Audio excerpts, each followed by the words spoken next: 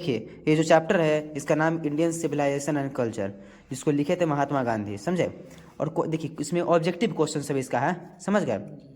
तो देखिए सबसे पहले ऑब्जेक्टिव क्वेश्चन क्या कर रहा है, मोबाइल में देखिए कर रहा है the sentence the distinguishing characteristics of modern civilisation is our indefinite multiplicity of wants is from. ये कह रहा है कि ये जो पंक्ति में कह रहा है गांधी जी कि जो जो आधुनिक सभ्यता है, द मॉडर्न सिविलाइजेशन, ये जो हम लोग को बताता है कि अपने चाहतों को और बढ़ाएं। The distinguishing characteristics of modern civilisation is our indefinite multiplicity of wants. ये कह रहा है कि आधुनिक सभ्यता जो है ना, वो हम लोग को इसका विशेषता क्या है, कैरेक्टरिस्टिक्स मतलब विशेषता होता है, समझे। ये कह रहा है विशेषता होता है कि हमारे जो चाहत है, जो वासना है, उसको आगे बढ़ाएं, उसको और बढ़ाएं। ये जो पंक्ति है ये कौन कहे थे, ये जो किस चैप्टर से है ये कह रहा है, तो इस चैप्टर का नाम इंडियन सिविलाइजेशन कल्चर, समझे। और आगे क्वेश्चन में क्या कर रहा है, I believe that the civilisation India has evolved is not to be beaten in the world. ये जो कह रहा है गांधी जी पंक्ति कहे थे कि जो हमारा जो भारतीय सभ्यता है, भारतीय संस्कृति है, वो इतना ज़्यादा विकसित हो चुकी है कि दुनिया में कोई भी इसको हरा नहीं, कोई भी सभ्यता इसको पछाड़ नहीं सकता, हरा नहीं सकता। तो ये जो पंक्ति है ये किस चैप्टर से लिया गया है, इंडियन सिविलाइजेशन एंड कल्चर, समझे। और देखिए तीसरा नंबर ऑब्जेक्ट क्या क्वेश्चन कर रहा है कि my experiments with truth was written by. ये क्वेश्चन कह रहा है कि जो किताब है, ये माई एक्सपेरिमेंट विथ ट्रूथ है ना, ये गांधी जी की किताब है। एक किताब लिखे थे गांधी जी, अपने जीवन के बारे में लिखे थे इस किताब में। तो माई एक्सपेरिमेंट विथ ट्रूथ ये वाज रिटन बाय, यानी कि कह रहा है कि माई एक्सपेरिमेंट विथ ट्रूथ ये किताब है, वो किसने लिखा था, गांधी जी ने, महात्मा गांधी ने लिखा था। उनका क्या है, ऑटोबायोग्राफी, यानी कि उनका जीवनी है। और अगला क्वेश्चन क्या कह रहा है, the world famous Attic civilisation is in. कह रहा है कि देखिए जो पहले ग्रीक देश था ना, यूनान, तो उसी को पहले वहाँ का जो सभ्यता था उसे एटिक सिविलाइजेशन यानी कि एटिक सभ्यता भी कहते थे। तो कह रहा है कि जो एटिक सिविलाइजेशन, एटिक सभ्यता है, वो कहाँ की सभ्यता थी, ग्रीस देश की थी। और आगे का क्वेश्चन क्या कह रहा है, dash viewed large cities as snares and useless encumbrances. यानी कि कह रहा है कि कौन हमारे को कौन शहरों को एक खराब जगह, बेकार जगह मानते थे। हमारे इसका आंसर क्या हो जाएगा, आवर एंसेस्टर्स। आवर एंसेस्टर्स मतलब हमारे पूर्वज, जो शहर वर होता था उसको उतना अच्छा नहीं मानते थे हमारे पूर्वज, समझे। और आगे क्वेश्चन क्या कर रहा है कि dash were satisfied with small villages, यानी कौन छोटे गांव, छोटे कस्बे, छोटा घर, छोटा संपत्ति, ये सबसे संतुष्ट रहा करते थे, आवर एंसेस्टर्स। आवर एंसेस्टर्स मतलब क्या होता है, हमारे पूर्वज। देखिए dash prefers spiritualism to materialism. Question कह रहा है कि कौन, स्पिरिचुअलिज्म मतलब आध्यात्मवाद, आध्यात्मवाद का अर्थ होता है आपको भगवान में भक्ति करना, भगवान में भरोसा रखना, इसी को कहते हैं स्पिरिचुअलिज्म। अच्छे काम करना, भगवान में भरोसा रखना, भगवान में भक्ति रखना, उसी को कहते हैं स्पिरिचुअलिज्म। तो कौन, और मेटेरियलिज्म का अर्थ होता है भौतिकवाद। भौतिकवाद मतलब होता है खाना पीना, ऐश करना, मौज करना, अपना वासना को पूर्ति करना। तो कह रहा है कि कौन स्पिरिचुअलिज्म यानी कि आध्यात्मवाद को मेटेरियलिज्म यानी कि भौतिकवाद से ऊपर मानते थे। तो इसका आंसर हो जाएगा महात्मा गांधी, समझ गया। और आगे क्वेश्चन क्या कर रहा है, simple living and high thinking is the base of. यानी कि कह रहा है क्वेश्चन, सिंपल लिविंग मतलब सादा जीवन, और हाई थिंकिंग मतलब होता है उच्च विचार, उच्च सोच। तो ये किसका आधार है, बेस ऑफ मतलब किसका आधार है, तो कह रहा है इंडियन सिविलाइजेशन का, यानी कि भारतीय सभ्यता का ये एक आधार है, सादा जीवन, simple living and high thinking. High thinking का अर्थ होता है ऊंचा विचार, ऊंचा सोच। किसका ये आधार है, इंडियन सिविलाइजेशन यानी कि भारतीय सभ्यता का। क्वेश्चन नंबर 9 में क्या कह रहा है, who wrote Indian civilisation and culture. कह रहा है कि इंडियन सिविलाइजेशन एंड कल्चर ये जो पार्ट है इसको कौन लिखे थे, महात्मा गांधी। महात्मा गांधी ने लिखा था इंडियन सिविलाइजेशन एंड कल्चर को, समझ गया।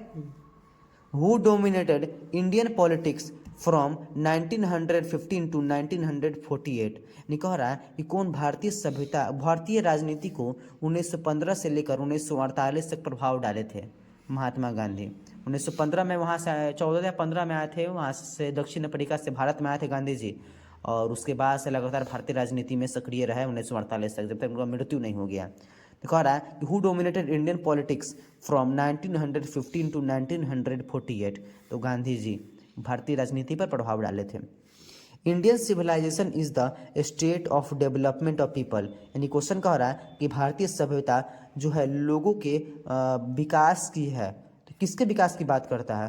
पीपल यानी कि लोगों के विकास की बात करता है। The people of Europe are inspired by dash and Roman writers. कह रहा है क्वेश्चन कि कहाँ के लोग किससे और रोम के लोग से यूरोप। क्वेश्चन कह रहा है कि the people of Europe are inspired by dash and Roman writers, यानी कहाँ द पीपल ऑफ, यानी कह रहा है कि यूरोप के लोग कहाँ के जो लेखक होते थे, कवि होते थे, उनसे प्रेरित होते थे। तो इसका आंसर हो जाएगा ग्रीक और रोम। ग्रीक और रोम दो देश था पहले यूरोप में, अभी भी ग्रीक और रोम है। रोम का भी आधुनिक नाम है इटली। तो उस समय के लोग हैं ना जो वहाँ पर यूरोप महादेश का, वो ग्रीक और रोम का बड़ा बड़ा दार्शनिक होता था, बड़ा बड़ा लेखक होता था, बड़ा बड़ा जो लोग होता था ना, उसके जो बात होता था वो सुनता था, उसी के बात से प्रेरित होता था, अपना जीवन में बात को उतारता था। और क्वेश्चन नंबर 13 क्या कह रहा है? Dash was a spiritual leader than a politician. कौन एक आध्यात्मिक नेता थे बजाय कि एक राजनीतिक नेता के? तो इसका आंसर हो जाएगा महात्मा गांधी। समझ गए? और आगे क्वेश्चन क्या कर रहा है? Who used truth and non violence as their chief weapons against the British rule. यानी कह रहा है कि कौन सत्य और अहिंसा को ब्रिटिश रूल यानी कि अंग्रेजी शासन के खिलाफ उपयोग किए थे। और इसका आंसर हो जाएगा आपको महात्मा गांधी। महात्मा गांधी ने ही सत्य और अहिंसा का ब्रिटिश शासन के खिलाफ उपयोग किया था। और आगे क्वेश्चन में क्या कर रहा है मेरे को 15 नंबर क्वेश्चन में कि dash is known as the father of the nation, और बापू यानी कि किसे राष्ट्र का पिता और बापू के नाम से संबोधित किया जाता है? तो इसका आंसर हो जाएगा महात्मा गांधी। समझ गए? और क्वेश्चन क्या कर रहा है अगला? Indian glory is that it is dash. तो ये देखिए, इंडियन ग्लोरी मतलब होता है भारतीय चमक, भारतीय जो प्रकाश। ग्लोरी मतलब होता है आपको चमक, यानी कि आपका प्रभाव, आपका तेज। भारतीय जो तेज है, प्रभाव है, वो क्या है? इमूवेबल। इमूवेबल का अर्थ क्या होता है? स्थिर, जड़, मतलब एक जैसा है पहले की तरह। जैसे अभी विदेशों में जाइएगा तो वहाँ का जो ग्लोरी की सभ्यता है, संस्कृति, वो खत्म हो चुका है, लेकिन अभी भारत में है। तो यहाँ पर आंसर क्या हो जाएगा? इमूवेबल। इमूवेबल स्थिर है अभी भी। Indian civilisation and culture is dash, यानी कह रहा है इंडियन सिविलाइजेशन और कल्चर जो पार्ट है ये कौन सी विद्या है? तो इसका आंसर हो जाएगा एस से। एस से मतलब क्या होता है? निबंध। समझ गया? Gandhi ji always believed in simple dash. तो गांधी जी क्या हमेशा क्या किस में विश्वास करते थे? सिंपल लिविंग और हाई थिंकिंग। सिंपल लिविंग और हाई थिंकिंग मतलब क्या हुआ? सादा जीवन और उच्च विचार। तो आंसर क्या हो जाएगा? सिंपल लिविंग और and high thinking. Civilisation taught us to be more dash towards one another। तो देखिए, जो सभ्यता होती है वो एक दूसरे के प्रति क्या रखना सिखाती है? कह रहा question civilisation taught us to be more, यानी कि सभ्यता सिखाती है क्या?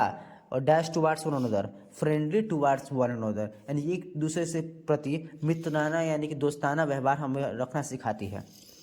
और क्वेश्चन हमारा क्या कर रहा है? Pharaohs were rulers of ancient dash, यानी कि जो फैरो लोग थे वो किस प्राचीन देश के राजा हुआ करते थे?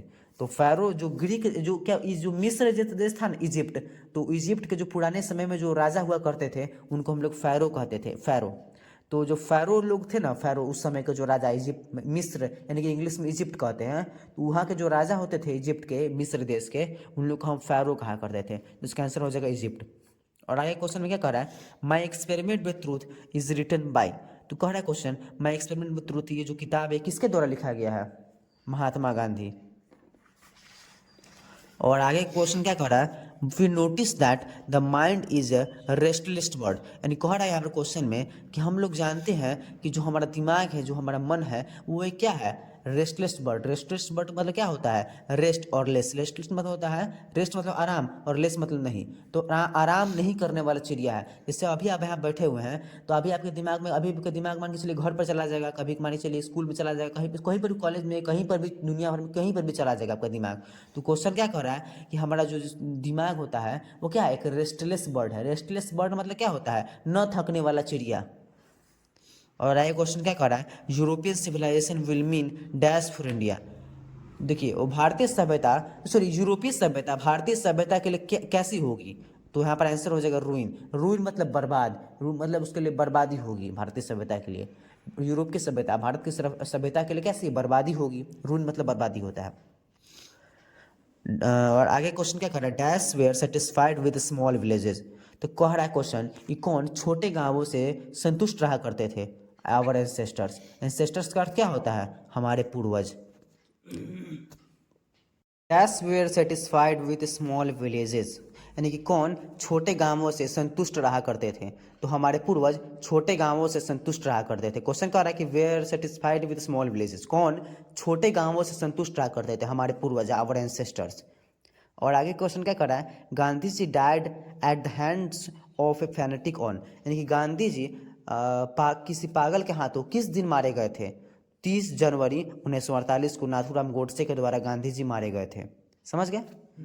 और क्वेश्चन क्या कर रहा है कि the distinguishing characteristics of modern civilisation is indefinite multiplicity of human wants, this line has been taken from dash. तो कह रहा है कि द डिस्टिंग्विशिंग कैरेक्टरिस्टिक्स, यानी कि जो मॉडर्न सिविलाइजेशन यानी कि आधुनिक सभ्यता की विशेषता, कैरेक्टरिस्टिक्स मतलब क्या होता है, विशेषता। तो जो मॉडर्न सिविलाइजेशन की विशेषता है वो हमारे जो ह्यूमन वांट्स यानी कि जो हमारा मानवीय इच्छाएं हैं उसको बढ़ाने की बात करता है। तो ये जो पंक्ति है गांधी जी कहे थे, और ये किस चैप्टर से लिया गया है, क्वेश्चन ये पूछ रहा है, तो उसका आंसर लिख दीजिएगा, इंडियन सिविलाइजेशन कल्चर, इस चैप्टर से ये लंग पंक्ति लिया गया है। समझ गया। और यही क्वेश्चन दोबारा रिपीट है तो उसके लिए कोई बात नहीं, हटा देते हैं इसको।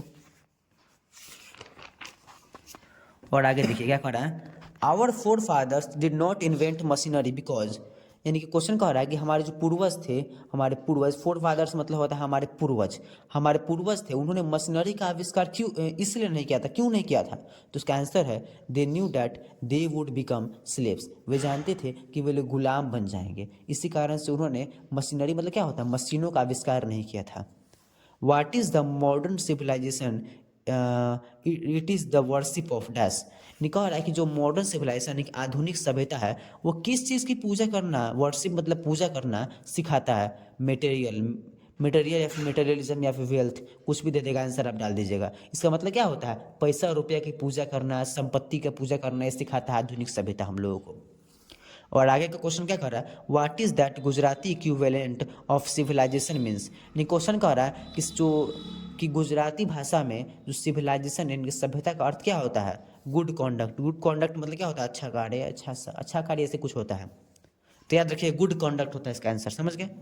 वाट were the ancestors satisfied with, यानी कि जो हमारे पूर्वज थे, एंसेस्टर्स मतलब हमारे पूर्वज, सेटिस्फाइड मतलब संतुष्ट थे, किससे, विथ मतलब किससे, what were set ancestor satisfied with, यानी कि हमारे जो पूर्वज थे क्या चीज़ से संतुष्ट रहा करते थे, स्मॉल विलेजेस। स्मॉल विलेजेस मतलब होता है छोटे गांव। In no civilisation all men have attend dash, यानी कि कह रहा है क्वेश्चन कि किसी भी सभ्यता में, ये लाइन है गांधी जी कहे थे कि वहाँ के जो पुरुष हैं, वहाँ के जो पुरुष मतलब क्या, वहाँ के जो जो लोग हैं उन्होंने परफेक्शन यानी कि पूर्णता नहीं प्राप्त की है।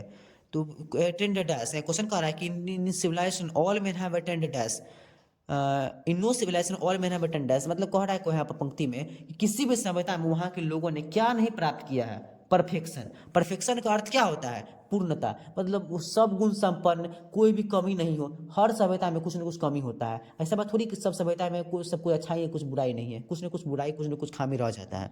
तो आंसर क्या हो जाएगा, perfection.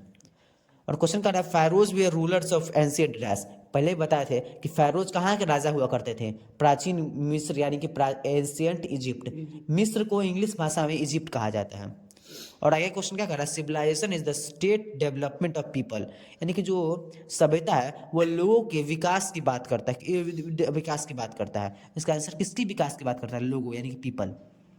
Indian glory is that it is dash, यानी कि ये क्वेश्चन पहले ही पढ़े थे कि भारतीय सभ्यता की विशेष गौरव, विशेष प्रकाश की विशेष बात क्या है, कि वो इमूवेबल है। मतलब इमूवेबल मतलब क्या होता है, स्थिर है, जड़ है, मतलब इसमें कोई परिवर्तन नहीं आया। विश्व के बहुत सारे देश, चीन हो गया, जापान हो गया, कोरिया हो गया, जितना देश हुआ ना बहुत सभ्यता संस्कृति वाला, उसका सब सभ्यता संस्कृति धीरे धीरे सब खत्म हो गया, वहाँ के लोग आधुनिक बन गया है, लेकिन भारत में अभी भी यहाँ पर संस्कृति सभ्यता बचा हुआ है।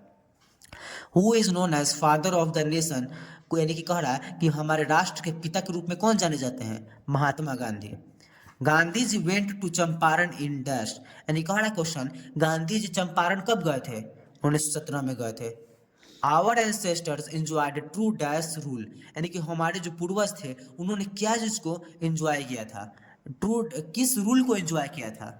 तो आंसर हो जाएगा होम रूल। होम रूल मतलब गृह शासन। जैसे अभी कोरोना काल आया था तो कैसे होम रूल लग गया था, गृह शासन। कैसे लोग घर में बंद रहना था, कहीं बाहर नहीं निकलना था, लोग बाहर लोग को निकलता था उसको पुलिस उस पर कार्रवाई करता था, डंडा से पीटता था। तो उस समय भी है ना, पहले के ज़माना में उस समय ज़्यादा कोई उद्योग धंधा था नहीं। लोगों के घर के पीछे खेत हुआ, खेत में गया, काम किया, अनाज उपजाया, सब्जी उपजाया, खाया पिया, घर में रहा दिन भर, कहीं बाहर जाने का जो है कोई टेंशन नहीं। एक प्रकार से कहिए तो होम रूल यानी गृह शासन ही था। तो हमारे पूर्वज किस चीज़ को एंजॉय करता था? ट्रू होम रूल यानी कि सच्चा गृह शासन को एंजॉय करता था हमारे पूर्वज।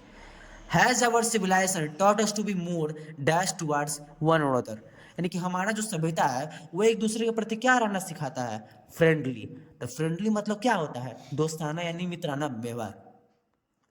The civilisation India has evolve is not to be beaten in the world.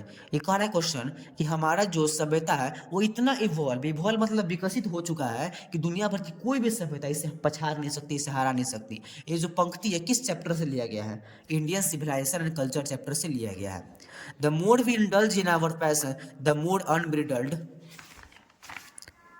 It become is taken from, यानी कि लाइन कह रहा है कि हम अपने वासनाओं, इच्छाओं, कामनाओं को जितना और बढ़ाएंगे, जितना और इसमें लिप्त होंगे, वो उतना ज़्यादा और बढ़ेगा। यानी कि मान के चलिए, आप मान के चलिए किसी को किसी भी चीज़ का नशा लग गया है, अगर वो उस चीज़ का और ज़्यादा उपयोग करे, जैसे कि मान के चलिए कोई व्यक्ति है जो उसको शराब पीने का लत लग गया है, अगर वो और उसको शराब पी लेगा तो उसको अंदर और नशा लगेगा, और पिएगा और उसमें वो लिप्त हो जाएगा। तो ये जो पंक्ति है कहा गया है the more we indulge in our passion the more unbridled it become, ये जो पंक्ति है ये किस चैप्टर से लिया गया है? इंडियन सिविलाइजेशन कल्चर से लिया गया है। और आगे क्वेश्चन क्या कर रहा है? A man is not necessarily happy because he is rich और unhappy because he is poor, because he is poor is taken from, यानी कह रहा पंक्ति में कि कोई व्यक्ति गरीब है इसका मतलब ये नहीं कि वो दुखी है, और कोई व्यक्ति अमीर है इसका मतलब ये नहीं कि वो सुखी है। तो ये जो पंक्ति है ये किस चैप्टर से लिया गया है? इंडियन सिविलाइजेशन एंड कल्चर से लिया गया है। तो देखिए आप लोग का इंडियन सिविलाइजेशन कल्चर ये इस चैप्टर का आपको ऑब्जेक्टिव बता दिए हैं। और आपको अगर इसका पीडीएफ चाहिए होगा तो आप लोग इधर जो लिंक दिया हुआ उस पर क्लिक करके आप लोग टेलीग्राम ज्वाइन कर लीजिएगा, उसमें आप लोग को इसका पीडीएफ भी मिल जाएगा।